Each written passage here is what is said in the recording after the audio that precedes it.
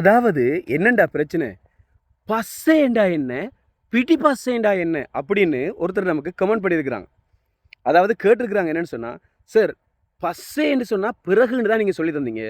அப்போ பிடி பாஸ்ன்னு சொல்லி இந்த பஸ்ஸில் போகும்போதெல்லாம் சொல்கிறாங்க தானே, பிடி பாஸ்ட்டை யாருன்னு, பிடி பாஸ்ஸை யாருன்னு அப்படின்லாம் சொல்கிறாங்க தானே. அப்படின்னா என்ன அப்படின்னு கேட்குறாங்க. அதாவது பஸ்ஸேண்டா பிறகுதான், பஸ்ஸன்றது வேறு, பஸ்ஸே என்றது வேறு. விளையாண்டா பஸ்ஸேன்னு சொன்னால் பிறகுன்னு அர்த்தம்.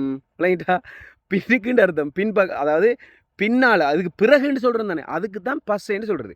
இப்போ பிடி பஸ்ஸேன்னு சொன்னால் பின்பக்கம்னு அர்த்தம். பிடி பாஸ்ன்னு சொன்னால் பின்பக்கம், பிடி பாஸ்டே அண்ணன்னு சொன்னால் பின்பக்கம் போங்க அப்படின்னு அர்த்தம்.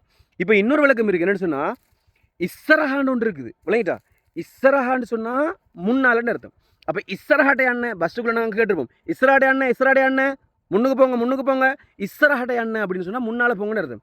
இஸ்ஸரேண்டு ஒன்று இருக்குது. இஸ்ஸரேண்டா என்ன தெரியுமா, இஸ்ஸர அப்படின்னு சொன்னால் முதல் ஒரு காலத்தில் முந்தின்னு சொல்கிறோம், முந்தி ஒரு காலத்தில், முதல் ஒரு காலத்தில் அப்படின்னு சொல்கிறோம். அதுக்கு தான் இஸ்ஸர.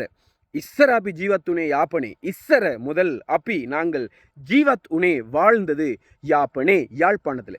இந்த மாதிரி எளிமையான முறையில் நீங்களும் சிங்களம் கற்றுக்கொள்ள விரும்பினா 0777484445 இந்த இலக்கத்துக்கு இப்போவே வாட்ஸ்அப் பண்ணுங்கள், கிளாஸில் சேருங்க, சிங்களம் பேச பழகுங்க.